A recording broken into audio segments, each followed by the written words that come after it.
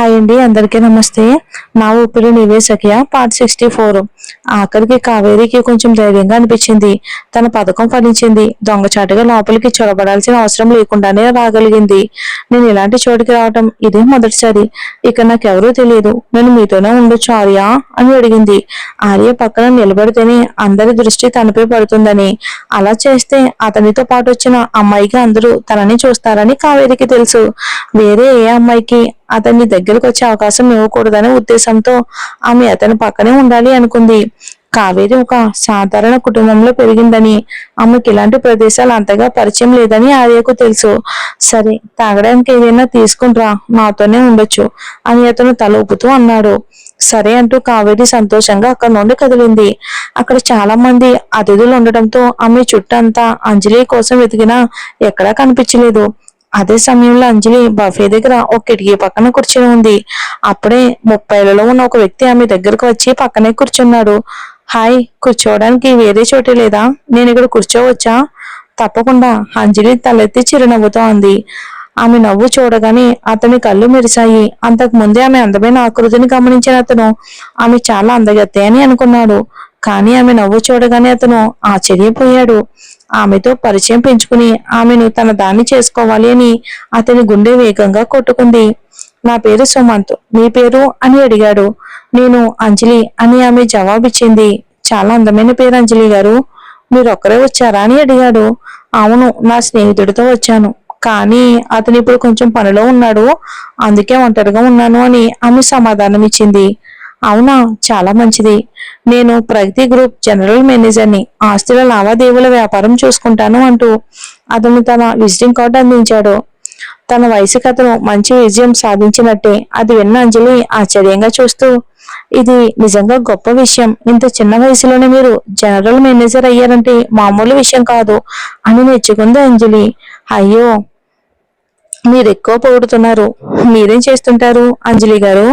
నేను ఒక నగల డిజైనర్ని అని ఆమె చెప్పింది. అద్భుతం, అయితే మీరు చాలా ప్రతిభావంతులై ఉంటారు. సుమంత్కి ఆమె మీద ఆకర్షణ మరింత పెరిగింది.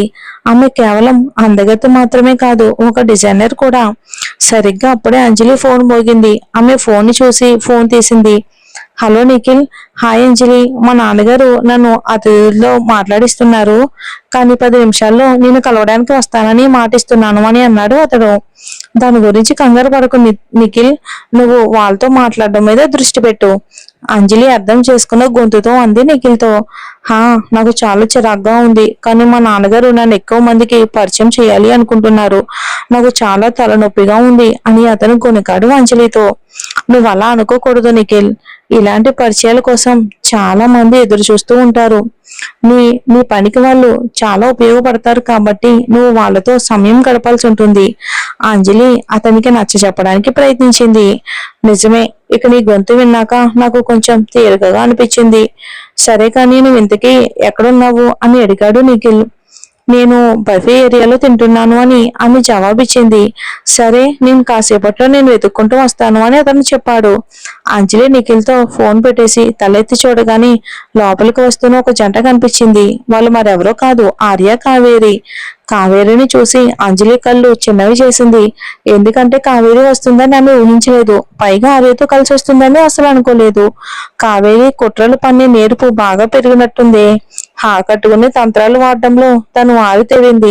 కానీ ఇప్పుడు వాటిని ఆర్యపై కూడా ప్రయోగించగలుగుతుంది. అద్భుతం అని అనుకుంటూ అంజలి పెదవులపై ఒక వెకిలి నవ్వు మెరిసింది. అంజలి చూపు తిప్పగానే అది సుమంత్ కళ్ళల్లో కలిసింది. అతను ఆమెను ఆరాధనగా ప్రేమగా చూస్తున్నాడు. ఆమె అతనికి ఉత్సాహంగా ఒక చిరునవ్వు ఇచ్చింది. వెంటనే అతని గుండె వేగం రెట్టింపు అయినట్టు అనిపించింది. అతనికి గుండె ఆగిపోయేలా అనిపించింది తనని చూసి. మీరు చాలా అందంగా ఉన్నారు అంజలి గారు అని అన్నాడు సుమంత్. థ్యాంక్ యూ, ఆమె మర్యాద పూర్వకంగా నవ్వింది. ఆర్య కావేరితో భోజనం కోసం అటువైపుకు వచ్చిన కిటికీ దగ్గర ఉన్న ఆమెను చూడగానే అతని దృష్టి మొత్తం అటే మళ్ళింది. తన ముందున్న వ్యక్తి వైపుకు చూసి అంజలి ఆనందంగా నవ్వటం, వాళ్ళిద్దరూ సరదాగా మాట్లాడుకోవటం చూసి అతను తన చూపును మరింతగా పదును పెట్టాడు. ఆర్య, కూర్చోవడానికి ఏదైనా చోటు చూద్దాం. కావేరి చుట్టూ చూస్తూ ఉండగా ఆమెకు అంజలి కనిపించింది. అంజలి పక్కన టేబుల్ టేబుల్ వద్ద ఉన్న వాళ్ళు అప్పుడే లేచి వెళ్లారు కాబట్టి ఖాళీగా ఉంది. వెంటనే కావేరి ధైర్యంగా ఆర్య చేతిని పట్టుకుని అటువైపుకు లాక్కెళ్ళింది. అక్కడ ఖాళీగా ఉంది అని అంది. ఆర్య చెయ్యి ఒక క్షణం బిగుసుకుంది. కానీ అతను తన చేతిపై ఉన్న కావేరి చెయ్యిని విదిలించి కొట్టలేదు. అంజలిని అంత మనస్ఫూర్తిగా నవ్విస్తున్న ఆ వ్యక్తి ఎవరో చూడాలనే ఆసక్తి ఆర్యకి కలిగింది. అంజలి తలెత్తి చూసేసరికి ఆర్య కావేరి తన వైపుకి నడుచుకుంటూ రావటం కనిపించింది. ఇక అప్పుడే తన పక్కనే ఉన్న టేబుల్ ఖాళీ అవటం ఆమె గమనించింది. వీళ్ళిద్దరూ ఇక్కడ కూర్చోరు కదా అని మనసులోనే అనుకుంది. కావేరి దగ్గరకు వచ్చి అంజలిని పలకరిస్తున్నట్లు నటిస్తూ గర్వంగా ఆమె వైపుకు ఒక చూపు విసిరింది. నువ్వు ఇక్కడ ఉన్నావని నాకు తెలియదు అంజలి. అంజలి కావేరి వైపుకు ఒక చూపు చూసి తన తలని కిటికీ వైపుకు తిప్పుకుంది. కావేరితో మంచిగా ఉండడం వలన ప్రయోజనం ఏమీ లేదనిపించింది. ఆమె దాన్ని పట్టించుకోలేదు. కావేరి తన మనసులో చేదు చిరునవ్వుతో తన సీట్లో సర్దుకుని కూర్చోక తప్పలేదు. ఇంతలో ఆర్య కావేరికి ఎదురుగా ఉన్న సీట్లో కూర్చున్నాడు. అతను కూర్చున్న చోటు నుండి అంజలి ముఖం సూటిగా కనిపించేలా ఉంది. ఆమెకు ఎదురుగా ఉన్న వ్యక్తి వైపుకు ఒకసారి చూసి ఈ వ్యక్తి ఎవరో నాకు తెలియదు అంటే ఇతను బహుశా ఏదో ఒక సాధారణ వ్యక్తి అయి ఉంటాడు అని మనసులో అనుకున్నాడు ఆర్య.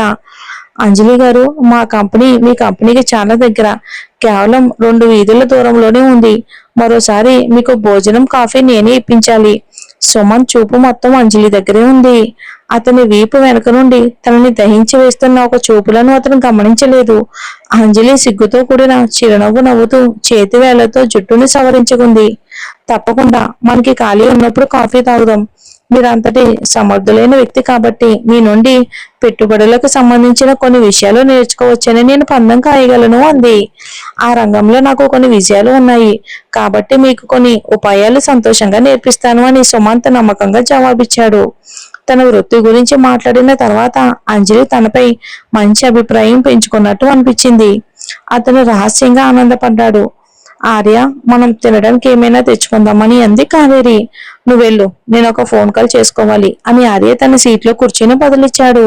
కావేరికి ఒంటరిగా వెళ్ళడం తప్ప మరో మార్గం లేదు. ఆమె అంజలికి ఎదురుగా కూర్చున్న వ్యక్తి వైపుకు చూస్తూ, అంజలి, మగాళ్ళ విషయంలో ఎలాంటి అభిరుచి ఉంది? ఈ వ్యక్తి చూడటానికి అస్సలు బాగోలేదు అని పెదవి విరిచింది. అదే సమయంలో ఆర్య చూపు మొత్తం పక్క టేబుల్ మీద కూర్చున్న ఆమెపైనే స్థిరంగా ఉంది. అంజలి తలపైన వేలాడుతున్న దీపం వెలుగుల్లో ఆమె బూడిద రంగు గౌన్ తన చర్మాన్ని మామూలు కంటే తెల్లగా చూపిస్తుంది. ఆమె పదునైన ముఖ కవలికలు మంత్రముగ్ధుల్ని చేసే కళ్ళు ఆమెను ప్రత్యేకంగా ఆకర్షణీయంగా చూపిస్తున్నాయి. ఆమె నిగనిగలాడే ఎర్రని పెదాలు మరింత మోహం పెట్టేలా ఉన్నాయి. ఆమె నిండుగా మెరుస్తున్న పెదాలను చూసిన ఏ వ్యక్తికైనా వాటిని ముద్దు పెట్టాలి అనిపిస్తుంది. అంజలి తన పక్క టేబుల్ మీద ఉన్న వ్యక్తిని పట్టించుకున్నప్పటికీ అతను తనని చూస్తున్నాడని ఆమెకు తెలుస్తూనే ఉంది. ఇతను ఏం చూస్తున్నాడు? తనతో కావేరి ఉంది కదా అని ఆమె నిశ్శబ్దంగా హేళన చేసుకుంది.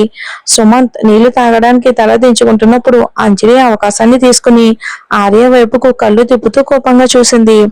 ఆర్య అయోమయపు చూపులు ఆమె కళ్ళను కలిశాయి. ఇక అతని గుండెల్లో చెప్పలేని భావోద్వేగాలు పెరిగాయి. అంజలి వ్యక్తితో ఉన్నప్పుడు ఎంత సంతోషంగా నవ్వుతుంది, కానీ నా వైపు ఎప్పుడూ అలా నవ్వలేదు. ఎందుకు?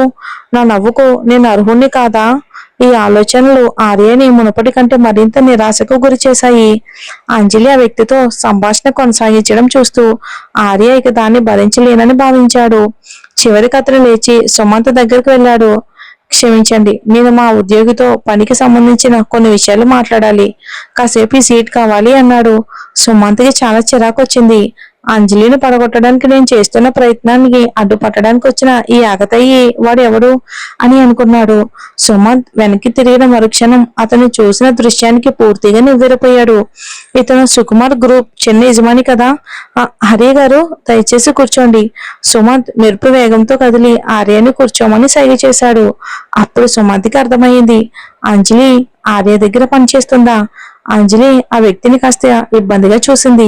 నేను ఇప్పుడు పనిలో లేని ఆర్య గారు, పని విషయాలు పనివేళలో మాట్లాడుకుందామని ఆమె జవాబిచ్చింది. ఇక్కడ ఉన్న ఈ విసుగు పుట్టించే మనిషితో కబుర్లు చెప్పడం కంటే పని గురించి మాట్లాడడమే మంచిదని నేను అనుకుంటున్నాను.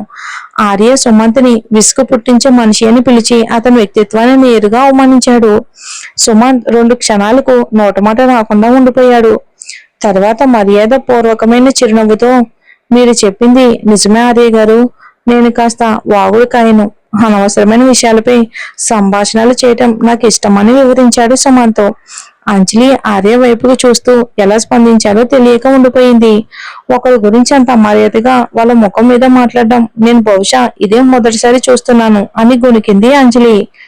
నేనే నేనేమైనా తప్పుగా మాట్లాడ్డానా అని ఆర్య పౌరుగా ఒక కనుబొమ్మ ఎగరేశాడు. సుమంత్ గొప్పలు చెప్పుకుంటున్నాడనేది నిజమే, కానీ నేను వినడానికి సిద్ధంగా ఉన్నాను. ఆర్య మాటలు వినడం కన్నా సుమంత్ మాటలు వినడమే నయం అని అంజలి అనుకుంది. ఇతరుల గొప్పలు చెప్పుకుంటే నాకు ఇష్టం. మీకు ఆ సామర్థ్యం ఉందా ఆర్య గారు? ఎందుకు ప్రయత్నించకూడదు? అంజలి రెచ్చగొట్టే విధంగా ఆర్యతో అంది. మరి కావ్య చూస్తే ఏమైపోతుందో చూద్దాం వచ్చే ఎపిసోడ్ లో.